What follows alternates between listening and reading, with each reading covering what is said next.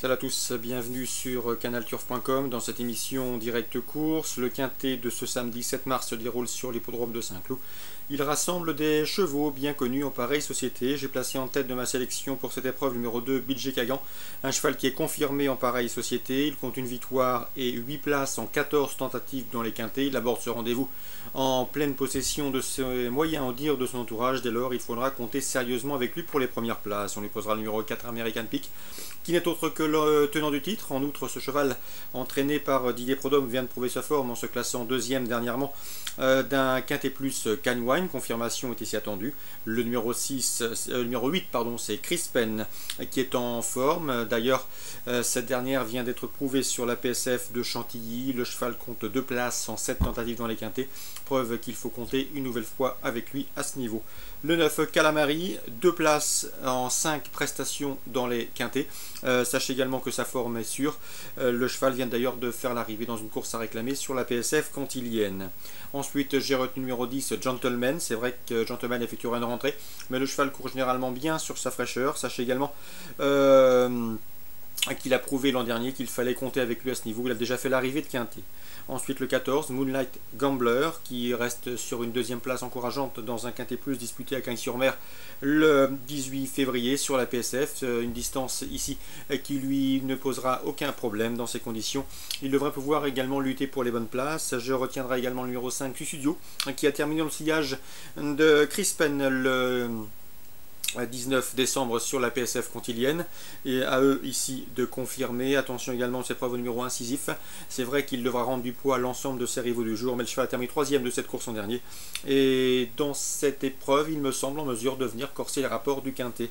Le 2, le 4, le 8, le 9, le 10, le 14, le 5 et le 1, ma sélection pour cette épreuve quintet à Saint-Cloud.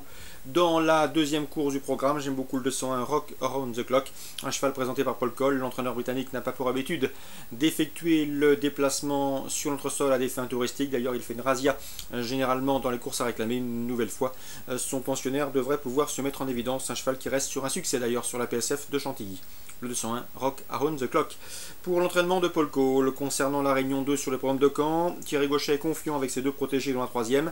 Le 315 Belle Dumont et le 317 Bellissima Dumont.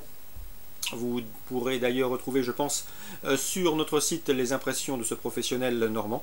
Ensuite, dans la 5e, je rachèterai le 509 Aston de Motis. C'est vrai qu'il compte 2 disqualifications en autant de sorties cette année, mais le cheval a maintenant 2 courses dans les jambes, lui qui avait été arrêté au mois de septembre. Il sera déféré des postérieurs. D'ailleurs, sa dernière sortie de la sorte s'est soldée par un succès courant septembre sur l'hippodrome de Cabourg. Le cheval est un bon droitier et à mon avis, dans ce lot, il mérite d'être racheté. Il devrait pouvoir remettre les pendules à l'heure, le 509 Aston de Motis. Dans la 7e, je vous conseille le 718 Victoria France, qui pour sa rentrée et en étant ferré la dernière fois à Vire s'est imposé. Elle n'avait pas couru depuis le mois de juin. Et le 18 février, elle a gagné plaisamment à la faveur d'une plaisante fin de course. Elle sera cette fois-ci déférée des 4 pieds, contrairement à sa course de rentrée victorieuse.